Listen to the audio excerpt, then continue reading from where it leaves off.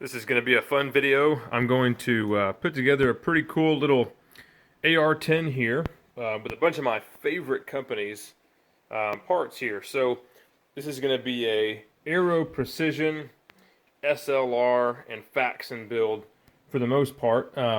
We've got Aero M5 upper and lower receivers. Lots of good SLR parts. The Helix is one of my absolute favorite handguards to use. We've got some other SLR stuff too. This is my favorite gas block. Just one adjusting point here in the front. No screws to worry about losing. SLR 2-chamber muzzle brake. And then we've got some other SLR goodies to go along too. We got a Faxon 22-inch 6.5 Creedmoor barrel with a 1 1/8 twist. That's going to be a really good barrel. Fluted for heat dissipation and rigidity, and we also went ahead and got the bolt matched to the barrel. So they're both laser engraved with the same serial number, so that's cool. We know they're going to be perfectly head-spaced and ready to rock. A few things I haven't tried before are going to be the POF Strike Eagle charging handle. Looks really similar to the Raptor. And then we've got the Battle Arms enhanced pins. So the front pin there kind of has like a little swiveling action. That's kind of neat. But rear pin is extended so you can take it down easily without tools. Luth-ar for the stock. I've used this stock before and I love it. They're a little bit heavy, but that is exactly what we want to balance out this build here. So this set actually came with the buffer and a spring, which is nice. The luth-ar stocks are top notch. Totally ambidextrous. You can switch everything over from one side to the other.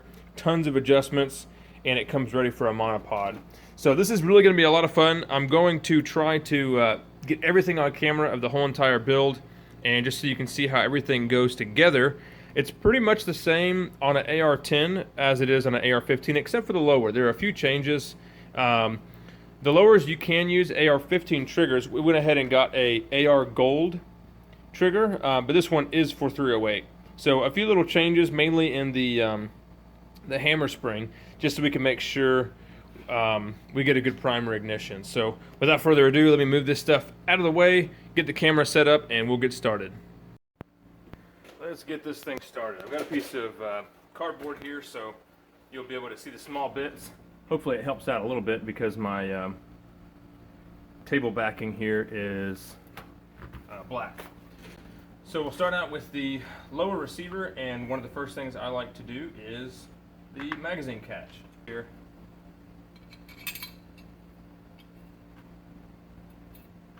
I'm assuming if you're building an AR-10, you've probably built an AR-15 in the past. Maybe not. What I like to do is get a little wooden dowel here and push down on the button. And turn this back side here. And we're just going to turn it until you get the depth or the amount of the button sticking out that you want. The Aero kits is they use a little screw there instead of a pin, so we don't have to worry about hammering that. Alright, we've got our bolt catch in with a little bit of Loctite. Next up, we'll go ahead and drop in the trigger.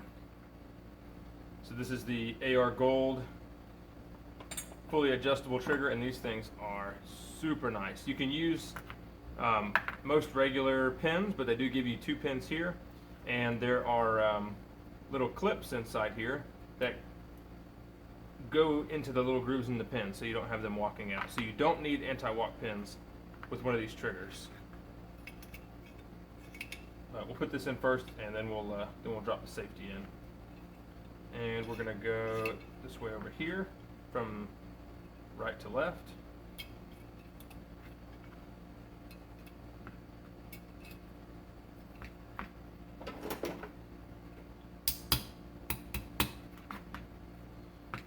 Okay, and then to make sure they're set, I'll just push here on either pin. Make sure they click into place. That top one wasn't perfect at first. So there we go. Next up, we will move to the front detent and takedown pin.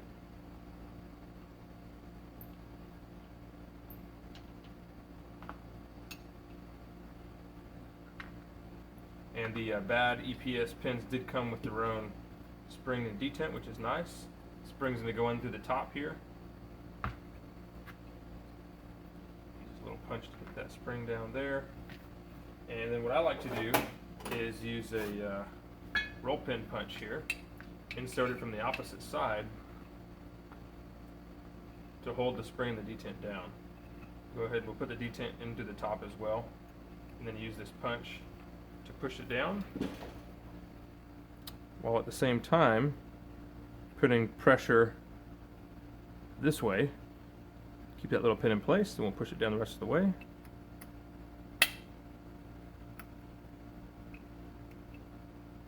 There we go. So now we have our kind of slave pin in there. What I like to do is put a tiny little drop of oil in this groove and work the pin front to back a few times. Smooth everything up. You'll notice if you ever buy those cheap lower parts kits, the takedown pins are really difficult, and it's because they're not properly hardened or they used cheap materials. So I'm just going to push this through this way. Just like that, we can remove our slave. And now our pin is in place. Rotate it, make sure it's right. And there we go. Got that nice handle there, that's really awesome. But yeah, just work it back and forth a few times, loosen everything up. Next we can go to the rear section. So there is no detent back here on an AR-10. For the takedown pin, it's actually in the grip itself. So before we put the grip on, what I'm going to do, since this is an Aero Precision set, we've got a nice little tensioning screw here on the bottom. It is a 1/8. So what we're going to do is go ahead and put the upper in place, and we're going to set the tension with this screw right here before we put the grip on, because it'll be hard to get to after the grip is installed. Go ahead and put down both pins. A little bit of side-to-side movement there. And we'll tighten this thing down. Actually, we're going to take it out first. And put a little bit of blue Loctite on it.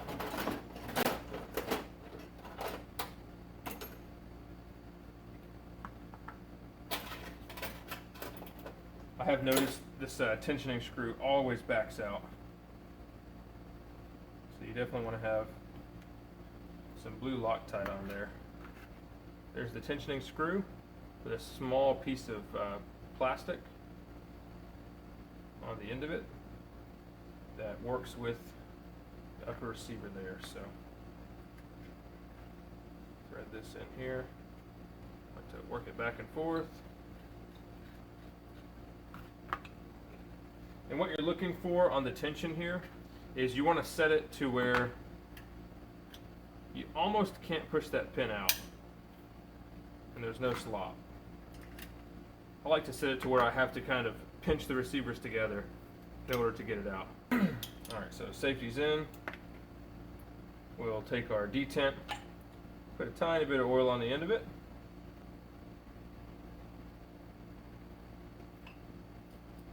Drop that guy down in there on the safety. Make sure it's seated all the way in. I already dropped the detent down for the takedown pin, and we'll drop the spring in. So now, what we're looking for is like that. You get the spring here for the safety and the spring here for the detent, and you're going to push them together. This one is pretty tight, so I'm not having to really mess with it.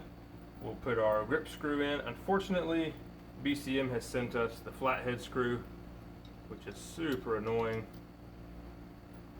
It's just so much better to have the Allen screw. These are really a pain. A lot of times what I'll do first is put the screw in the grip as I'm putting it on the gun.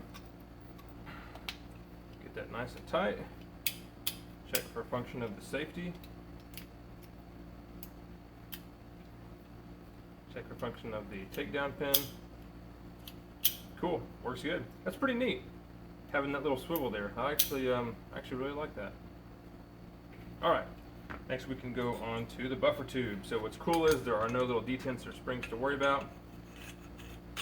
The takedown pin, we can just thread this sucker on, drop our buffer retaining detent down in there, hold on to it, and there we go. Run the end plate down in place. I tightened this down off camera. Didn't have the stuff here on the table to tighten it down with, so next we're going to stake this thing in place. Grab a hammer and a punch here, and there are going to be a few places around the castle nut where you can stake. I like to do it at least twice. Looks like we have a point here. What I'm doing is taking my punch and I'm punching the end plate into the recess in the castle nut, and then I'll do the same thing right here. That keeps the castle nut from backing off. That's an important step. You need to do it, especially on an AR-10.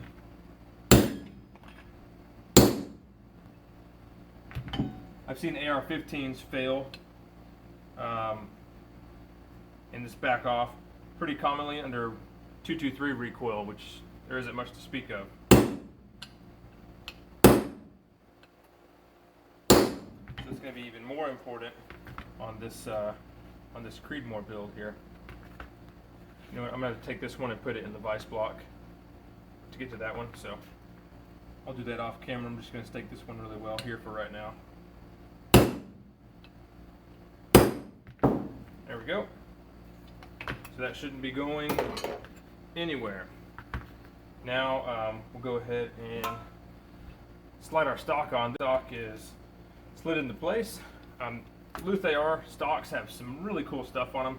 One of my favorites is this little set screw right here. You can actually get rid of all the wobble by turning in that set screw there. We've got tons of adjustment all over the place for this thing, but for now, our lower receiver is done, and we can move on to the upper. The only thing I'm not going to be installing today on the upper receiver is the ejection port, door, and the forward assist, because I don't have them, but I can do that at a later time. You don't have to have all that stuff up front. So go ahead and take our super awesome Faxon barrel, 416 stainless, and it's 5R rifled, which is nice. That's the cool new thing. All the cool kids are doing it.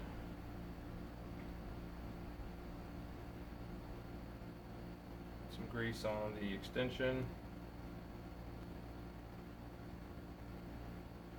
and then I like to put grease on the ridge for the barrel nut right here on top, because what's going to happen is the barrel nut's going to come on this way, and it's going to be pushing down against this ledge. So putting grease on it, it's going to give you a better barrel nut torque. You don't need to put a lot, just a film. So I'll scrape off all the extra. Get some of this grease here on the thread for the upper receiver.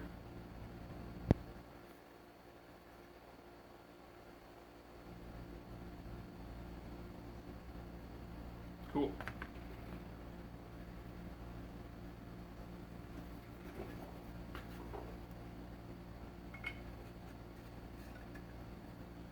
Slide that into place, and then take the barrel nut out of the Helix handguard.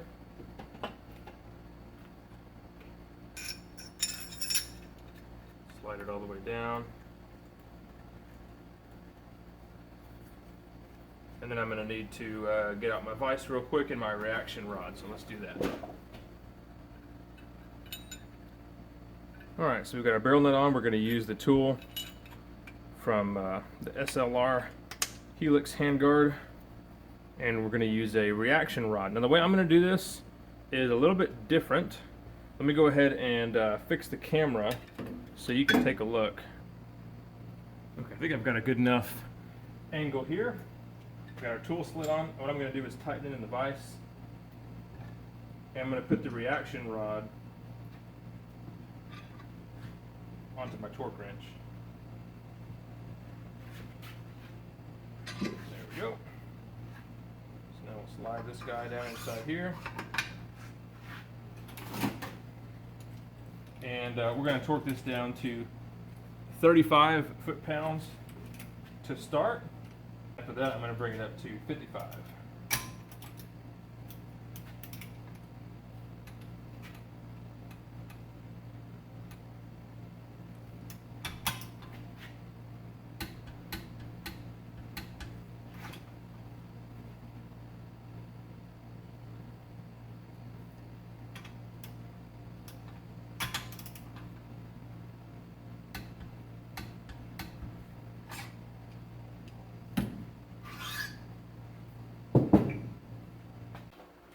Next up is pinning the gas tube to the gas block.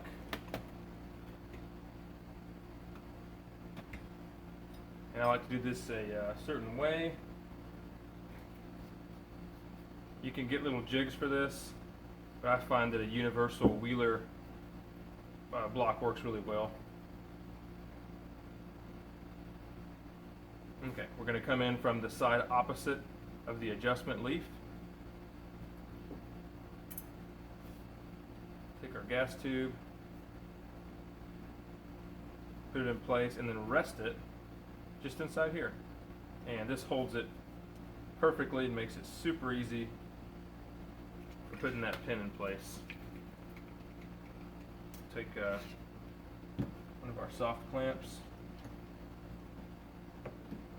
This thing sit in place. This also makes taking these out really easy.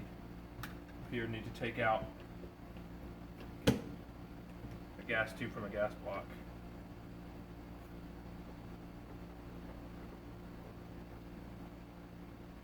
Okay, I've got a starter punch here. It's going to hold our pin in place. And I'm going to use a big hammer. That way it starts quickly and the gas tube doesn't have time to turn back and forth. Then we'll continue with a roll pin punch.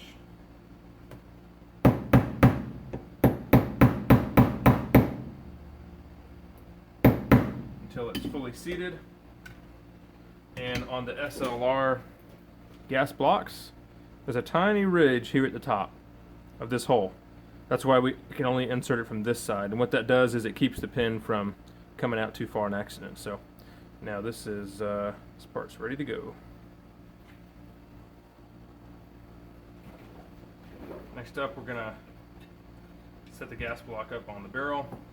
First thing we want to do is remove these screws so we can put some blue Loctite on them.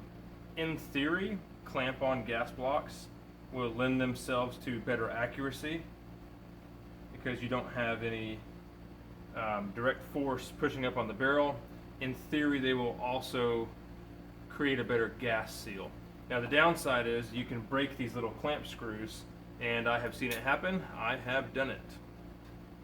So you want to be very careful and follow the torque specs that the manufacturer recommends. For the most part on gas blocks, it's going to be like 25 inch-pounds.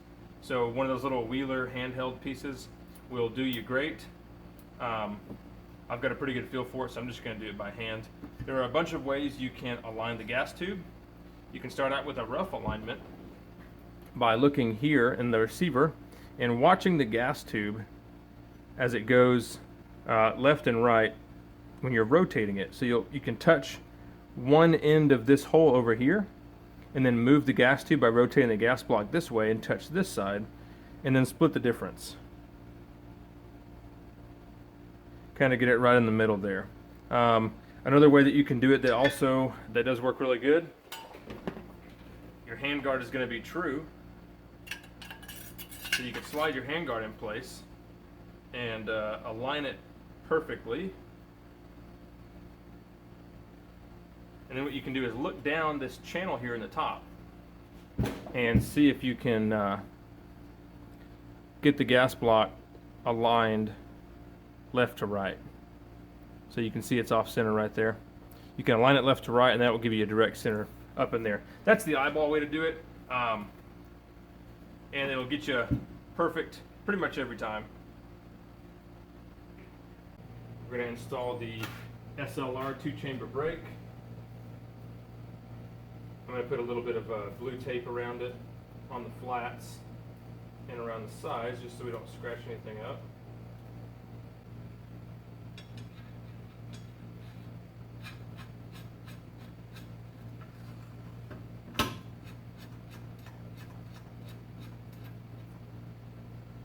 Now I'm going to use a crescent wrench because I can clamp it a little bit better than a regular wrench that will have hot spots or pressure points that will mark up the muzzle device. Moving on to the handguard. We've got 3 different little pieces of hardware here. We have our 2 sliding clamps and the fastener for the rear section, and then we've got our hardware clamps and the fastener for the front section. The front section has this little ridge right here that's going to interface with this rib here in the barrel, the barrel nut, sorry. And then we have this little keyway to make sure everything is properly aligned at the top of the gas tube location. And insert a little wedge will run down inside there. This piece in here. Give it a tap with the hammer to make sure it's properly seated, and then we'll run our other one in. Slide it down the barrel with a little indexing tab on the left. Sweet. And tighten that down. A little bit of side-to-side movement. What I like to do is run my fingers. Like I said, I'm not going to get these crazy tight because I'm going to have to take them off here in a little bit anyway. So that's pretty much it for assembling the upper receiver. Next, we're going to take our charging handle and bolt and slap them in there. It's like maybe 9/64. Check the fit, make sure there's not any Loctite here because I'm going to have to remove the handguard binding to put on the everything feels good. Door cover. Now, one last tip. You need to use for the lower receiver. What I like to do, what you want to do, is I like to get some moly grease and coat the spring really well. First, and what that does is it gets rid of that springy chatter inside here on the buffer tube. Using a high quality buffer tube will get rid of a lot of the ugly scraping sound because the inside of the buffer tube will be honed out. It won't have any rough edges. On the cheap kits and a lot of the commercial spec buffer tubes, they're really rough inside. They have a lot of circular machine marks here on the left, and you'll get that line up with this ridge here. That really annoying, just rough metal sliding sound, and I can't stand that. All of my ARs are super buttery smooth when you charge them. There's no noises or sproings or anything. And by getting this on all the coils, as it moves and rotates, it'll distribute inside the walls of the buffer tube there.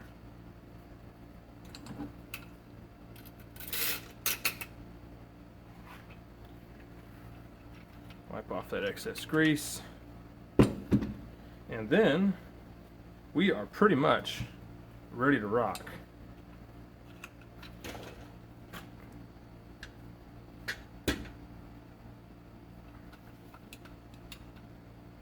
This front pin is still pretty tight.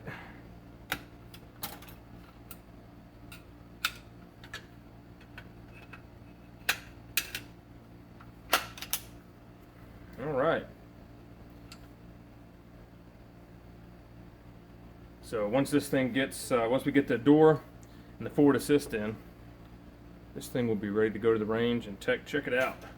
This is the first Creedmoor build that I've done. I've done 6.5 Grendel in the AR-15 platform, but I've only done 308s in the AR-10. So if you have any questions, put them in the comments. Thanks for watching.